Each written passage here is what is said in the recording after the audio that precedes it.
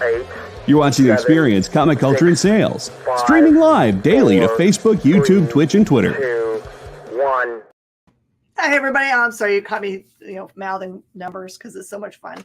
Feel like we're about to take off like astronauts. Hey, everybody. Welcome. It's Talkin Shop. This is where we get to talk about upcoming projects that are going to be either in LCSs near you or going to be kickstarted soon. So you can support all of our great indie creators. We're got two of them today. As a matter of fact, we're going to have Tom Hutchison on from Big Dog Inc., who does everything for his company. And also, first comment, woo! Sean Butler's in the house. And Jamie Primack, who I know her from her self-published work. She's got a really great Kickstarter started. It's just every time they publish anything about this online, I always am like super tweaked because I think that what I'm reading is something else. It's a great hook. We'll talk about that with them in a little bit, but first, this little break.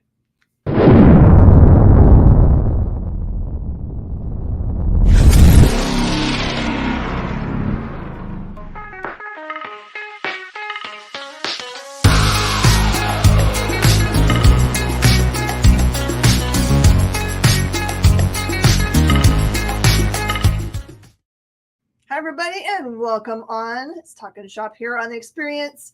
Here's your reminder to give us some hearts. That's a hard heart, man. Okay, heart, some thumbs up, ring that bell, subscribe. I don't know what to do for subscribe. That box.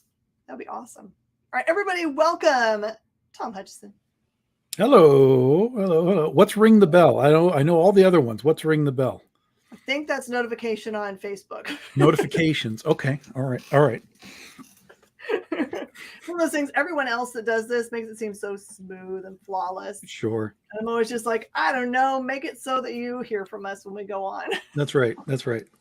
Wherever you're watching us from. I don't even know what you do for Twitch. Do you Twitch? I'm not cool enough. I don't know. Click that Twitch. It's too many things. So many. Oh, Sean's on already. You're the man, the myth, the legend. That's awesome. All right. So you've been hard at work as always. Do you ever even have an off season, or you just go from project to project? No, it's project to project. Yeah, it really doesn't stop. I mean, I guess technically the off season for maybe those that do Kickstarter is essentially December, right? Because no one really dives into December too hard with campaigns. Now, that doesn't mean that we're not still packaging and fulfilling and, doing all the things, getting ready for January. But we all kind of have sort of agreed to sort of dodge the December bullet and kind of leave that alone. But we're running campaigns into January or into November. So outside of December, it's like, it's just go time. The off season for Tom is the length of any potential Chargers playoff run. That's right. So what age were you when you really started with Big Dog Inc.?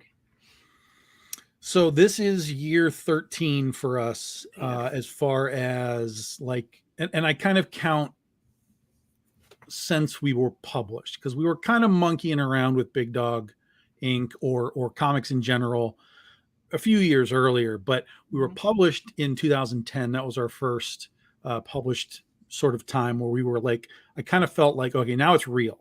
So that's sort of what we've always assumed as sort of our real starting point was 2010. And so we've been doing this now for 13 years. And, leading up to that was probably 3 or 4 years of, learning how, for me, because I'm a writer. So I had to figure out like, how do you write a comic book? Like, what is this even supposed to look like? Like, what sort of information does the artist need? What sort of information does the letterer need? Which, I have to give massive props to my original letterer, Oren Kramik, for Penny for Your Soul, because he saved the day back in the day for Penny for Your Soul, because I didn't know what I was doing. And we just recently went back this year and put a new trade paperback out because it had been out of print for like 5 years. Mm-hmm. And I took the time to go back in and just remaster the whole thing. I was like, this was the first thing I ever wrote. This is all terrible. And we didn't have an editor. And so I'm going to go in and I'm going to fix this. And as I was looking at the old scripts, how I wrote them versus what Oren did on the final pages, I'm like, oh my God, I had no idea like the work that he did to fix, even at that stage, the garbage that I was producing, to fix it and put it on the page.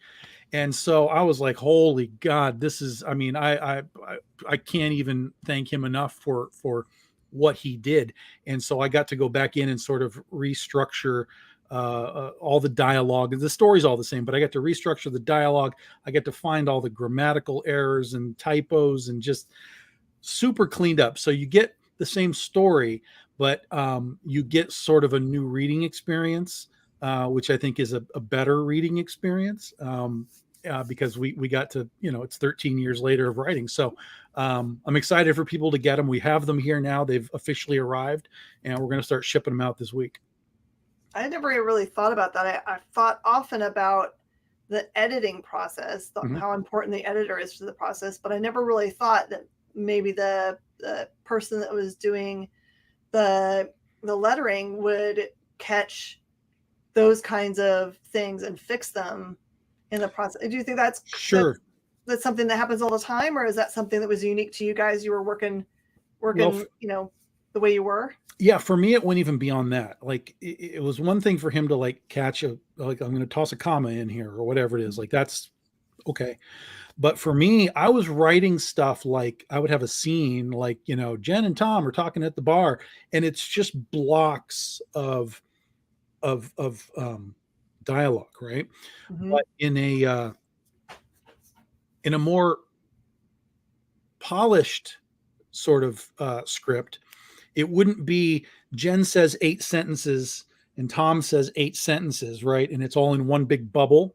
Right. It would be Jen says something in a small, and then Tom responds in a small, and then Jen says something in a small, and it would respond. So you get the back and forth between the two characters from bubble to bubble, and it's not just everything compacted into one big giant bubble, right?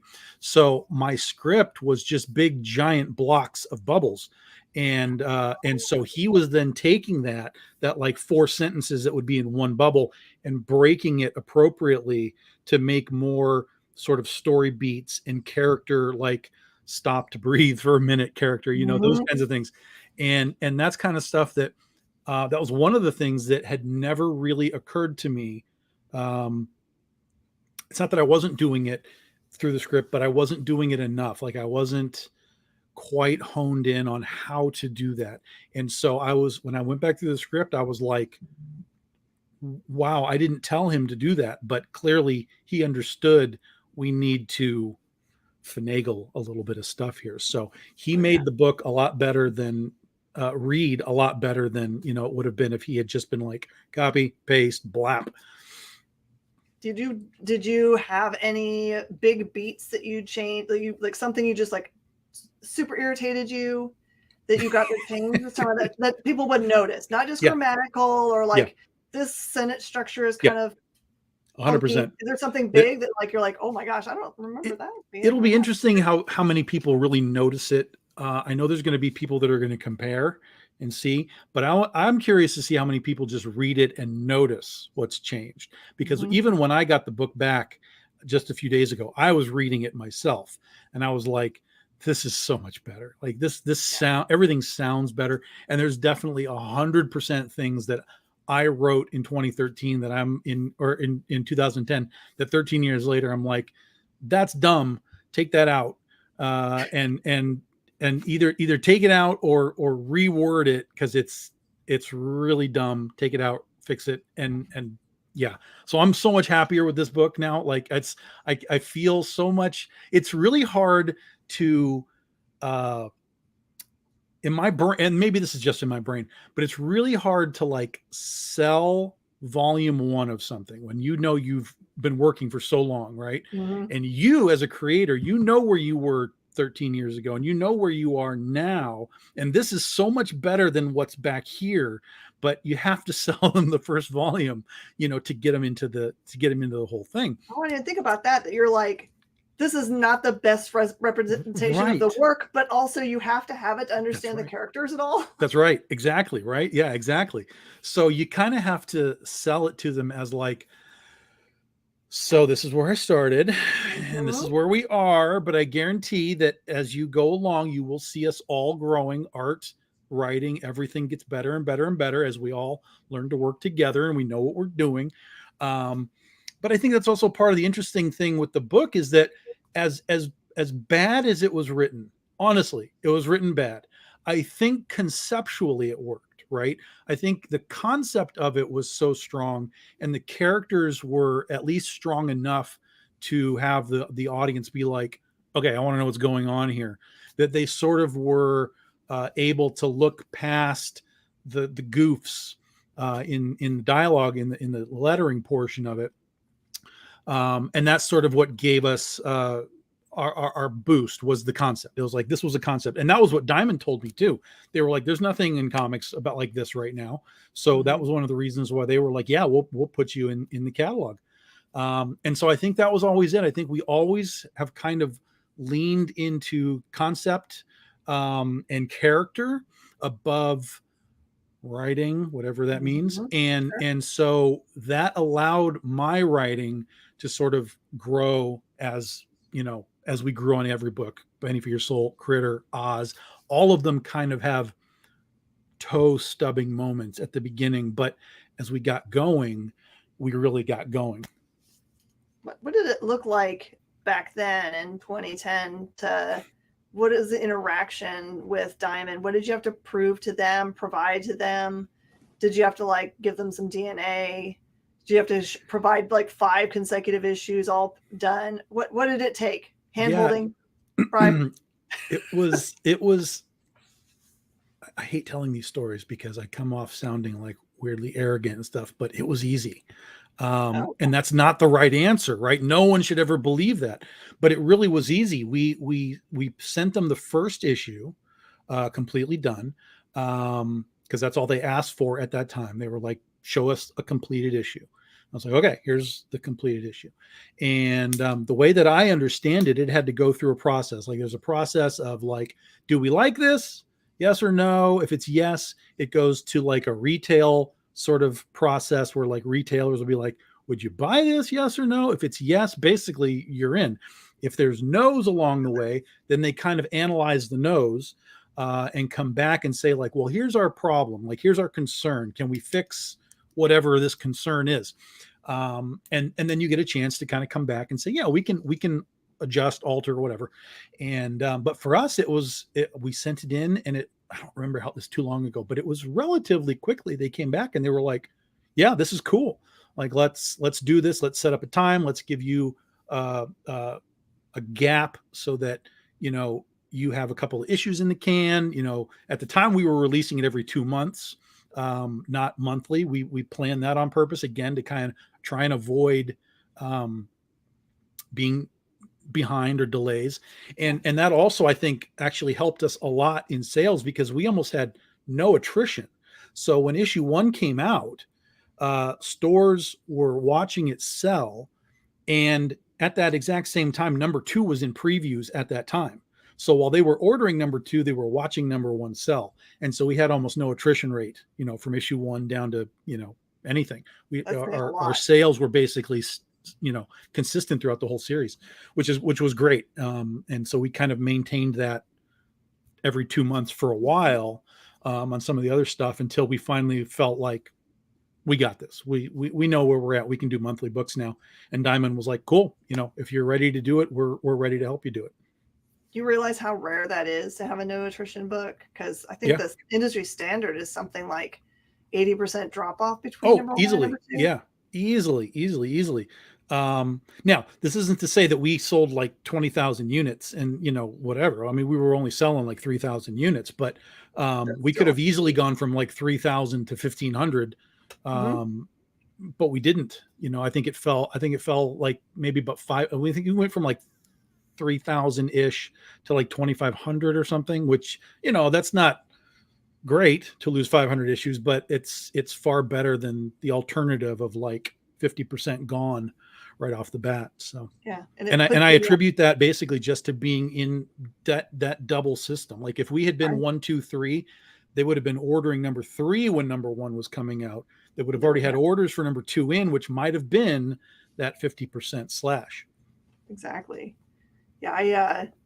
It's kind of interesting that those numbers are what you're saying, the 3,000 mark, because as far as I remember, that is kind of the sweet spot for the amount of issues you have to print to make the price point make a lot of sense for the books.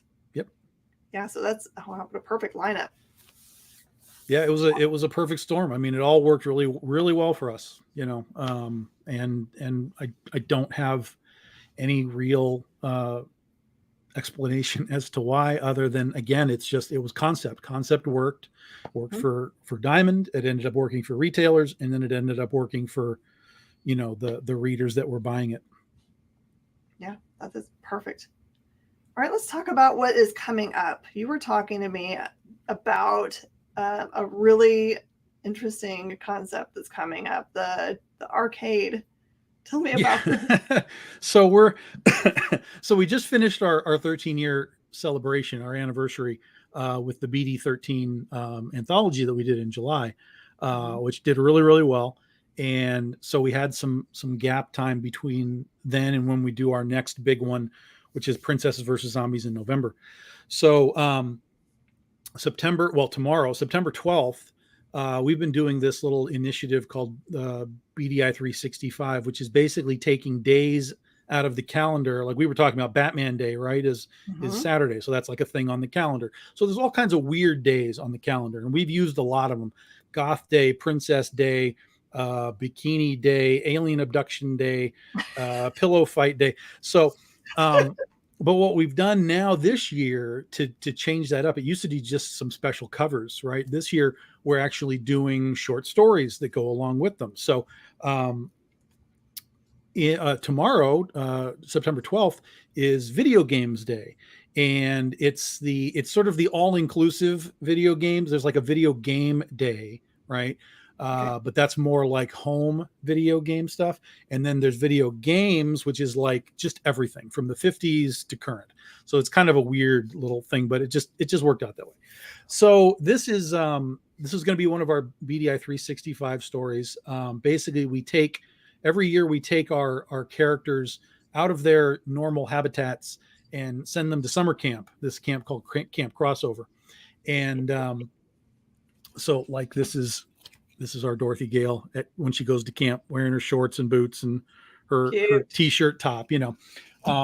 So we have this sort of parody thing that exists with Camp Crossover, and that allows us to really play a lot in the idea of all these weird days. So Video Games Day, I had this thought process of how do I tell a story of how much I myself don't like modern day video games, but I love old video games. I used to love going to the arcade and having the experience of, you know, with your friends and eating hot dogs and drinking soda, and like, let's do that.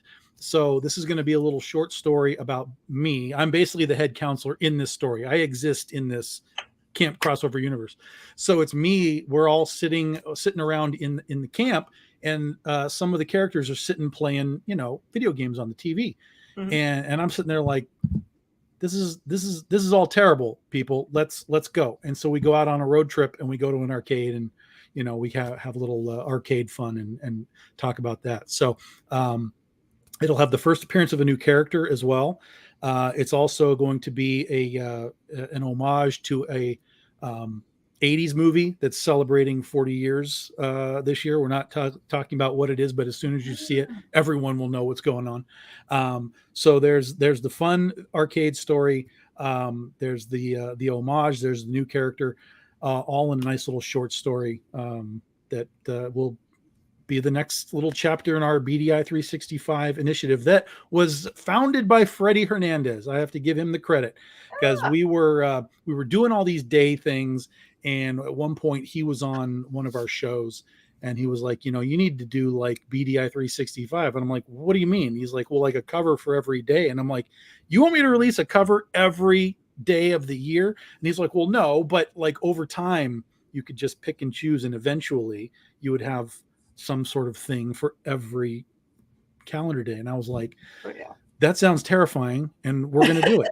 That's what's going to happen. So, and that's where it came from. So, we were doing the days anyway. Freddie found a way to kind of tie it all together.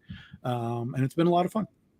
That's perfect. Hi, Cool Gamer. Just wanted to give a shout out to people that are like popping on. You guys are welcome to ask questions if you want to. I already have my idea for what movie it might be, because I don't know. It has an arcade in it. So it just makes sense. What do you guys think it is? What's the tie-in? I bet you guys could probably figure it out. You give big hints, so. And then November 18th is National Princess Day, and that is when we will be launching the next Princesses versus Zombies. And what issue are you on? I know I've had a 0. Yeah, so technically this will be the 4th issue, but in the numbering it is issue 2, because we had the 0 issue, then we had the number 1 issue. Mm-hmm. And then last year we did a short story introducing a new princess, and we called it 1.5 because it was only like a half an issue. So we called it 1.5. And then this one in November will be a full-sized issue number 2, like 24 pages. So yeah, 4 issues, but we're only on issue 2. Paul Gomez 790 is yelling at you. What's up, Paul? He just is Tom. Oh, sorry, with 3 exclamation marks. Tom! Yeah. Okay, so I see that you've kind of like taking breaks in the storyline progression for the Princesses versus Zombies. Is that going to be something that happens on the regular where you take excursus? I don't know exactly. Last year I knew that I wasn't ready to do a full issue. But I had an idea of how to advance the story a little bit, and sort of maintain the interest, because we didn't want to necessarily skip a year and then come back. So I think it worked well. It was an introduction to a new princess. We had a bunch of great covers, Keith Garvey and so on. And I think that maintained interest. And now we're going to come into issue 2, full-size issue 2, mm-hmm. All-star cast on this book. Oh my God. Crazy what's happening with the artists that we have. But next year there's so much going on that I think we probably will end up skipping next year, just because we have so much going on with Critter. We're trying to introduce a new book called Sand and Scales, and then we're going to lead, all of next year has to lead into 2025, which is our 15-year anniversary, where again, tons of stuff going on. The Return of Penny for Your Soul. We're going to have our first ever OGN, original graphic novel. So it's not going to be released as issues. It's going to be a full-size, like 100+ page book. That's our shark book called It's Only an Island If You Look at It from the Water. We talked about that last time, and I was so excited about it. Yeah, so am I. And so there's going to be a ton going on in the next 2 years. So whether PVZ comes back in the next year or 2, I don't know. But we're gonna. I can tell you that issue 2 is not the end of the story. It's planned to reach an actual issue 5. Whether we have little stuff along the way, I don't know. But it's planned to actually legitimately go 5 real issues, plus however many little ones we go along the way. And we did have a new princess introduced in the BD13 anthology too. Jasmine was introduced this July, so she's actually in that book. So we've got sort of actually doubled up on PVZ this year a little bit too, which is, that'll hold them for a year if we have to skip. I know that last time we talked, you said that you had found some exciting new artists that I think maybe you met them at maybe convention. Have we seen their work yet? Yeah, we have almost everything that we do is planned out almost 2 years ahead of time. So the new artists will be put on things where we have time for and space for like short stories and things like that. There's a possibility we continue to do the BD13 anthology once we get it out into people's hands and we see what the response is. Because doing an anthology is always strange. You never really know what the response is. But if people like it, and it did really well for us. So if people like it and they like the mix of all of the different characters versus like, oh, it's all Oz or it's all Critter or whatever, that opens the door a lot for us, because then we can start doing, like, we can start getting crazy with it. Like whatever we're focusing on, like next year we're focusing on Critter, but that means that we could drop like an Oz short story in there and like a kaiju short story in there, and sort of maintain the external books while we have our focus, through the year on the one book, which is what we've been doing the past couple of years. So if people dig it, then that just blows the doors wide open for it. And again, more artist opportunity, because when we have all these short stories, we can just start trying out new artists. Yeah. And it also, for us kind of impatient folk, it gives us a little taste of something. That's right. Right. If our favorite storyline is Princess and Zombies, and we have to wait a year in between, it's sometimes real hard. Yeah, that's right. That's exactly right. Yeah, for sure. So we've got those projects upcoming, and it sounds like you've got a full slate all the way out for 2 years. Do you have any conventions you're going to be appearing in that you're excited about? Yeah, I'm going to be at Monroe Pop Fest in Detroit this weekend. And then 2 weeks after that, I am in Illinois in Wheaton for MightyCon. And then 3 weeks after that, I am down at Fantasticon in Indiana. That'll be our first time there. And then the first weekend of November, I'm in Akron, Akron Comic Con with CB Zane. We'll both be there. That'll be theoretically, the last show of the year. And then we start working hard on next year, bringing Critter back. I've been waiting for this for a long, long time. Mm-hmm. So Critter's coming back. Omar Zaldivar and his brother Hedwin are doing the art. Like, it's blowing my mind.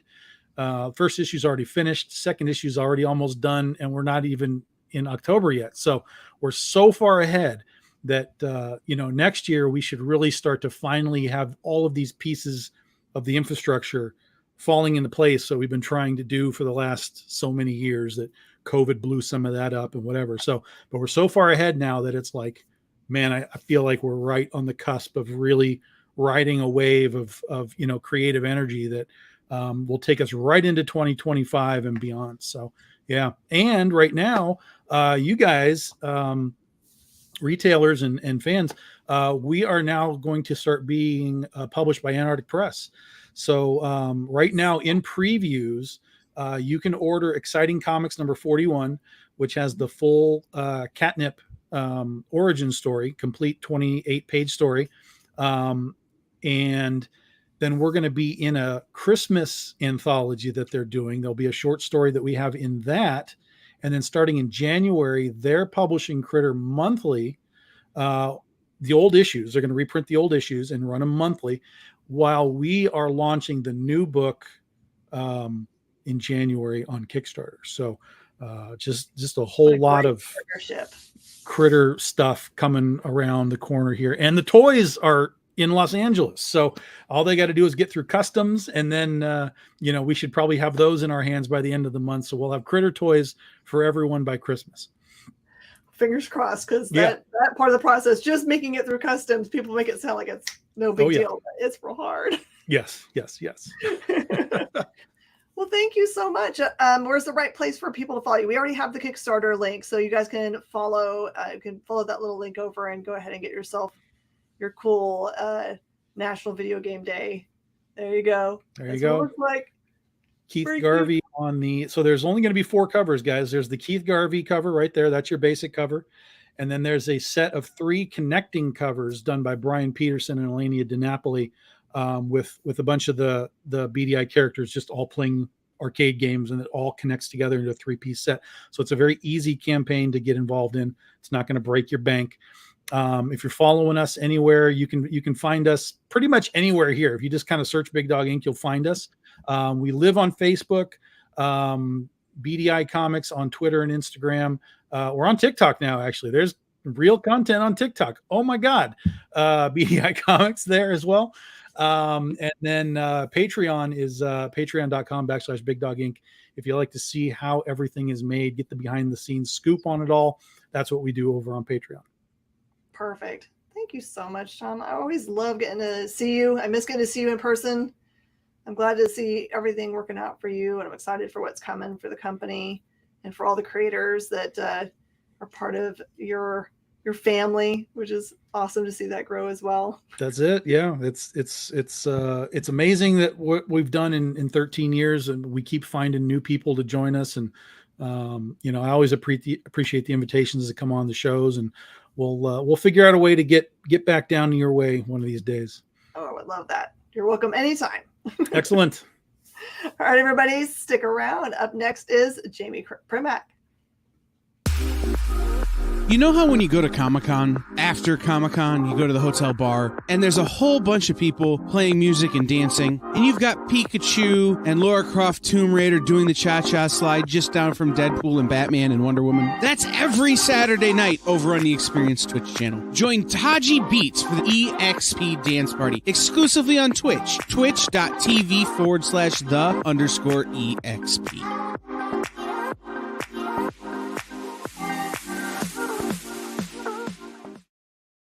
To be continued. 3 little words that hold the secret to the next great story. 3 words that will thrill you, confound you, give life to new possibilities. Every variation of To Be Continued is a promise. A promise of adventure. A promise of excitement. A promise of unseen wonders and unexplored worlds. A promise that every issue you read makes you a part of a never-ending journey. And behind every page, there will be an unopened door waiting for you. This story to be continued at your local comic book shop. Visit comicshoplocator.com today.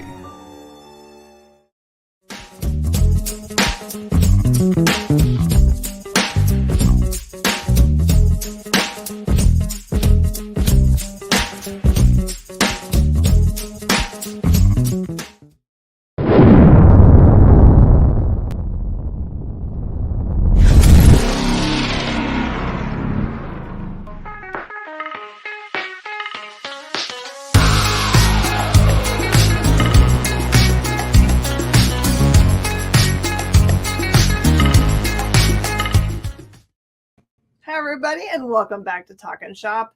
Our next guest is a perfect example of the kindest soul on the planet, as I committed a buffoonery today and did not verify that we had actually confirmed with them for the show, and then I announced that they were going to be on the show, and then they came to me and said, hey, I don't even know that I'm going to be on your show. What's this? So thank you so much. This is my sweet friend, Jamie Primack.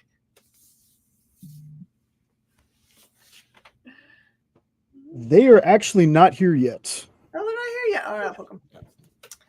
It's all my fault. Here's another buffoonery. I am always excited to talk to people that I met. I think I met Tom way ahead of the pandemic, but for Jamie, I met them smack dab in the middle of all of that craziness.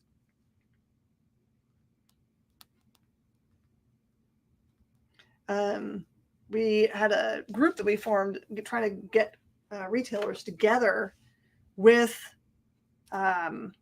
anybody that had content that they would make available to stores that were still able to operate. So we were excited to have access to things that were new to our customers, whether they're new to the world or not.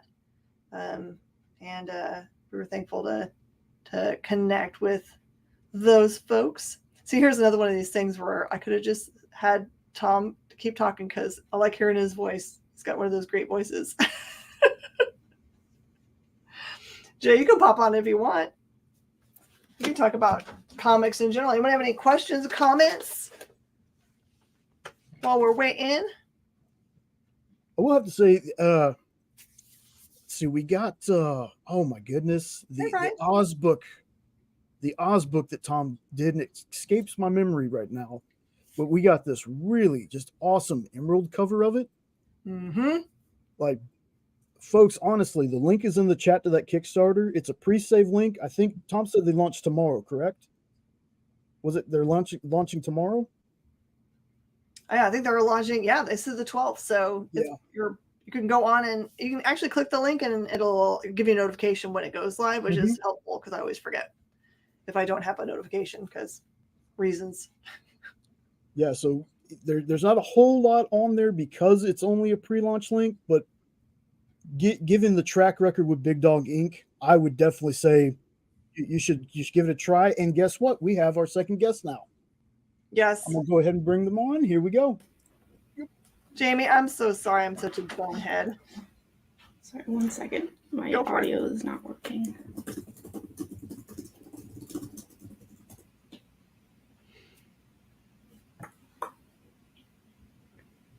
Refresh as always works for me.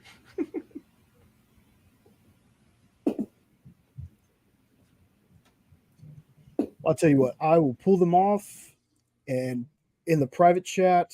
See if you can figure that out. Perfect. Yeah. Technical stuff always is interesting when you're live. Hey, Ryan, how are you doing? How was your weekend? Did you do anything fun? We're just hoping against hope for rain around here because we have not had any significant rain for months and months and months. And the trees are dying, which is scary because there's also wildfires that are in play. We've had at least 3 big wildfires. And since you live in the middle of the forest, which is me living in the middle of the forest, it's pretty terrifying when your house is surrounded by really tall pines that are really dry and thirsty. So everyone keep your fingers crossed and give us some prayers that we get rain this week. It will be really nice because the ground is super hard. Anyone else out there in Droughtsville? I feel like it's everywhere. They've got this one big high pressure center above us, and then everywhere else is getting tons of rain, which is nuts. Hello. Hi. Sorry, are you able to hear me? Yeah, totally. Okay, sorry about that. I don't know what it is. My speakers are like not working until I plugged in the Bluetooth. It's never happened before, so I'll have one earbud in this whole time, I guess. I'm telling you right now, if it could go crazy, it would go crazy with us because I'm half the time. I don't unplug really anything on my setup, but half the time people will be like, "You're real quiet." I'm like, "But I didn't change anything." Yeah, I know. It's like I use StreamYard all the time for like Zoom meetings and stuff, and I feel like I have like different problems every time, and it makes no sense because I'm like not changing anything. So I don't know. It's probably something with my computer today. I've started blaming everything on AI. I'm like, yes. all the AIs are in there messing with my stuff. Yes, absolutely. I'm not pro AI. I mean, I think it can have its uses, but overall I'm like but I think a lot of artists feel that way. It terrifies me. My whole livelihood is surrounded by things that are creatively made. And exactly. The idea that people would save a buck by getting substandard, I made it up just because I can put words together. Yeah, I often tell people it's not the AI that I'm against, it's the people using it that I'm against. Yeah. They can't be trusted. Oh goodness. Are you part of a dry group with no rain, or are you part of the wet group that's got tons of rain? It's raining. Yeah, I'm here in Chicago and it's been raining all day. So that sounds so wonderful. Yeah, I haven't gone outside at all, but every time I look out the window, it's just so gray and just So I've known you since roughly beginning of pandemic when we started Plan C. Yeah. And I finally had time in my crazy life to not just order from the regular distributorship, which at that point was only Diamond, and be able to like widen my search to allow for the stuff that I truly love, because I also self-published back in the 90s. So I know how good that stuff is. But when you have an everyday job of filling the racks with, the stuff people are mostly interested in, which has changed a lot. I'm going to tell you that's the truth, that the pandemic was horrible, and it is horrible. But it also, I think, allowed for a lot of people to flex a little bit when they could not get Marvel, DC, Image, and all of those, that they could, they still had the hunger for reading and for enjoying good art. Did you see a lot of people jump on to your books and then stick with you? Have you kept your fan base going? Yeah, I think for the most part everything wound up being okay. I mean, I originally wanted to do like a Kickstarter, like because I've got I did the Kickstarters for the first 2 volumes of my Binary Star series. And then I was preparing for the third because, it's been running as a webcomic. So it's like the material is all there, like all the like, single issues they're online, but like the actual like printed books, I needed to kickstart those. But it's like as soon as the pandemic hit, there was like paper shortages and like all the stuff with like UPS and like everything went crazy. So I put everything on hiatus, and I expected to lose a lot of people during that time, but I actually don't think I did, because I like, even at Comic-Cons, like I'll have people come up to me and just be like, so when's the next Kickstarter? And I'm like, oh, they're still here. Thank goodness. I didn't lose anybody. Because I was like still posting pages that whole time. It's like the series was still going online. I just didn't feel like I could send out like physical stuff at that time. So I was grateful for the fact that, as far as I can tell, I didn't lose any fans. Is it a difficult process changing the format from webcomic to printed comic? Does it take a lot of work? Yeah, it is. I'm sure people have probably noticed, like in my comics, there's like that black border I put around a lot of them. And a lot of times that's me trying to like get around some formatting issues that I've run into. I remember at, I can't remember which convention it was, but I ended up talking to someone from Webtoons. They were like looking to like bring my comic over to Webtoons, but like they looked at the pages and they were like, you'd have to reformat everything. And I'm like, okay, but like I already have like over 300 pages in this comic. I don't think I'm gonna do that, because I'm already reformatting all of them for printing. So it's kind of asking a lot. Is Webtoons a scroll up? Is that right? I think so, yeah. I think everything would have had to be reformatted for like, yeah, like a scrolling kind of situation. So yeah, I wish everything was a bit more standardized, but yeah. Maybe that's something that will happen. I mean, as we see a lot the popularity rise of web comics and the normalization of popular ones getting made into printed material, maybe they'll see that it makes more sense to have it so they don't have to. I mean, I'm sure if it doesn't cost money, it definitely costs time to be able to change it. Yeah. The time is the main issue, because it's just sometimes it can take forever. Like, I mean, I'll say I have got it down to like a factory level process at this point when it comes to like, at the very least, like making like the single issues for Binary Star. Like I can just do it in my sleep. Like I just like pull up like all the pages of one chapter, and I'm just like sitting there just like crunching the same numbers over and over without even like looking. I've just done it so many times at this point. So Ryan's interested if there's any other work that he might have heard of outside of Binary Star. I just want to tell you, Ryan, just as a point of reference, in case you might have watched this film like everybody else in the universe. If you watch the Across the Spider-Verse film, there is right in the center, there's a bunch of crazy black and white swirly art that is the parts where they show the main bad guy. They show him kind of in his own weird pocket universe. I swore it was Jamie's work. I was like, oh, holy cow, she made it. She's doing Hollywood. Did you see the film and be like, hey, what the heck? I haven't watched it yet, but I've seen a bunch of clips from it. So I feel like I know which part you're talking about, actually, because I have seen like a bunch of like cool like art clips from it. I meant to see it. I just like I ran out of time, and then it was like suddenly out of theaters, and I was like, shoot. So I'm waiting until it's like available online, and I'm definitely gonna watch it, because like I loved the first one. So yeah, I am looking forward to finally watching it, because just everything I've seen of it, I'm like, this looks so cool. It's really, I love all the art and stuff. I think it falls into those categories of movies like Aliens, where the second one is even better than the first, and even though you can't believe that it's possible. Yeah. I'm actually wearing an Alien top. Oh yes, we're besties now. What a coincidence. That's the one thing I've allowed myself to collect, because when you're in an industry where you could collect everything, which is dangerous because then you don't make any profit because you take home all of the profit. I had to tell myself only very special things, and I had to choose one grouping, and it's aliens. But people give me gifts of Captain America things. I've forbidden myself to collect that, but I do love it. So people give me sometimes those. So. Yeah. But yeah, I'm a little obsessed with specifically aliens, and I'm probably one person on the planet that likes Alien 3.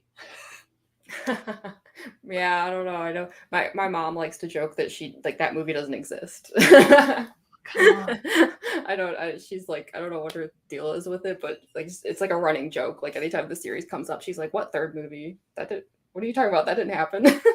Some great daggum speeches in it. That's all I have to say. Yeah. The Rock was killing it. So Binary Star, what is the storyline? Just like the base storyline. You've got lots and lots of issues, so it would take forever to get where you are now. But yeah, that is at its core. What is it about? Usually, the summary I give people is I say that it's a bounty hunter in space going after an alien outlaw, but then ends up teaming up with him instead of turning him in. And usually the comparison I give is it's kind of like if like Enemy Mine got combined with like The Emperor's New Groove. Oh, so funny. Right, it's like kind of dark, kind of funny, like just like a weird team up that like doesn't make sense, but it just has to work. And I'm right in remembering it's all black and white, right? I'm not gonna lie to you. All the copies that we got from you sold immediately, so I never got to really read it. That's amazing. I actually didn't know that. That's so awesome. Yeah. And I think there was like 13 issues that you sent me all at once, and I think I sold them as 13 issue runs. People didn't even blink. I told them they had to buy them all together. That's awesome. Good to know. I think that's why you have good fans, because they had to buy into the whole universe instead of just buying number one and then wandering away to other things. They had to be like, "Yep, see, John got it." Yeah. It was great stuff, right? It was not. I wasn't selling junk. I was selling good stuff. Wow. Yeah. 13. There's 19 of them now. It's wild to think about. I gotta catch up. Yeah, there's gonna be 20 in total, so it's like almost over. I've had to go on like a bit of a hiatus the past year, because I took on like way too many projects. But I keep telling everyone, I'm like, but soon though, that final chapter, I'm gonna just like blitz through the whole thing, and then those final Kickstarters, and like we've done it. Mission accomplished. People might end up being like me that refuse to read the last of the books of the Expanse series because I don't want that to end. And I also heard the guy who plays Amos also has not read the last book of the series because he doesn't want it to end. I've definitely done that with series before. I'm just like, oh no, it's wrapping up. I don't want that. Mm-hmm. Stall as long as possible. All out, right? Yeah. Bryce. Okay, so you're working on a really cool project. I keep on telling people every time I see the post for it and about it, I get fooled into thinking about something, because in my family I've had like my mother-in-law is a doctor who was once a hospice doctor. So hospice means something very specific to me, which is ties into the meaning of this book. But for me, I see the first posts I saw were like it was very cleverly written that almost made me feel like someone had entered hospice. I'm like, oh, who do I know that is in their last days? I show them some love. Yeah. Oh man, the concept of it is so cool. Share with everybody what this cool project's about. It's sort of a unique thing. Like, we don't think anyone's really tried this before, so this is all kind of like an experiment. But basically, like, I think originally I was approached by Travis Gibb and Russell Nolte. They were like the two that I think started it, and they were like, we're building this like shared universe. The idea is that there's like this Rising Suns facility, like they have facilities everywhere, and it's like a hospice facility, and like evildoers who are at the end of their life end up there, and then have demons exorcised from them, basically. And I remember thinking that sounds crazy, but like I'm into it because of course I am. And the idea was that like there'd be 6 creative teams, although in my case, like the team is always like, I always feel weird saying that because like it's just me. Like you're like, you're a super team. Yeah, like I'm just there's no one else working on my comic, but yeah, there'd be 6 creative teams, and they would each just like have total freedom other than just that core concept. It's like, the story has to be about the, one of the Rising Suns hospice facilities, like something with someone and a demon. But just like other than that, it was like, do whatever you want. And we'll each launch a different Kickstarter in September. So 2 of them have actually already launched, which was, again, Travis and Russell. That was last week. And then I'll be launching tomorrow with Frank Martin. And yeah, so like it was sort of like an experiment to see what would happen if, like, instead of this being like one Kickstarter with just like all 6 comics combined, it's like, what if we like kind of stagger these little like mini comics? And they are still like somewhat connected. Like there's 6 connecting covers. And like if you do like all 6, like you'll get like a key card sent to you, like one of those like little door key cards. And it has like digital stuff on it. So it's like we've still managed to like keep all of this like connected in some ways. But yeah, it was just like kind of an experiment to just see like what would happen if there was just like a sudden shared universe on Kickstarter out of nowhere. Because we kept it a secret for a long time too. Like we've all been working on it for like probably a year now, actually. And I think we didn't start announcing anything until like a couple months ago. And even then, like we kept all the details just completely under the table. Oh yeah, and that's probably what I started to see were those kind of teases that I was like, I don't even know what's going on, but I'm down with that. Yeah, so, that's what we were hoping. We're hoping if we tease it, like that'll just make it like interesting because it's like mysterious. I love these kinds of shared universes. Like the last big one that I can think of was IDW did one that was Black Crown, and everything happened in the city or around the bar of the Black Crown. But like part of it took place in the hotel and part of it took place in other places. Right. And they were all really dark and gritty, and you never really wanted to go and visit those places, but you were down to like remotely view them.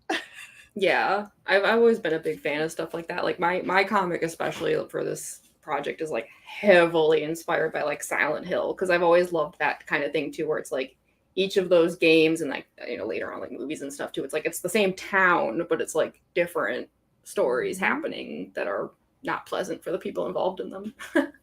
Is your art style going to continue to be similar to the Binary Star art style? Yeah, very, very similar. It's funny. I might include some of this in like some like bonus content with like the PDF and everything. I'm still working on some of that stuff, but originally I actually tried to do the comic like digitally. Just because a lot of times when I do projects, I just tend to do it that way. It's like it's easier to like if you have to like pass around files and send things, like it's like my own stuff is always traditional, but like group things a lot of times I'm like, yeah, let's do it digitally. And it was like, I don't know, I was drawing it and I was fully coloring it, like shading and like everything. And then like 1.5 pages in, I suddenly was like, I hate it. I don't like the way any of this looks. And I went to the like our like group chat thing and I was like, what if I just did it like Binary Star? Like, what if it's just like black and white, maybe like some like kind of Frank Miller, like a little bit of pops of color here and there. And everyone was just like, yeah, of course, why not? Like, I mean, that's like your thing. And I was like, oh, I go, okay, I guess then that's what I'm gonna do. So I started over. I feel like for you, I mean, maybe I'm wrong about this. I feel like for you doing a different style almost would be as shocking as Frank Miller not doing his like this dark black white.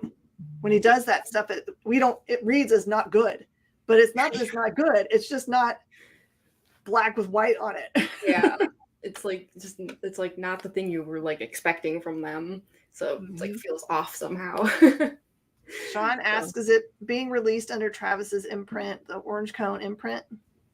I believe that his is, because I know like his, I looked over his campaign actually earlier today, and I think he's got like we all have like various covers, and I know one of his is like the Orange Cone jacket version of the cover, and I think like he has one of his reward levels too is like like Orange Cone, like digital add-ons and things like a collector kind of thing. But yeah, that's just his. Like everyone else is like just doing their own thing. Like that's what made it kind of like an interesting project, was it's like we're all just like each like tackling this in our own way, even though they're all connected. So yeah. So, okay, so crazily, if we're gonna search on Kickstarter and we want to get all the different bits of the story, what are the common words? Is it the hospice word, or is it the Ben Sinister word, or Rising Suns, or all of that will get us somewhere?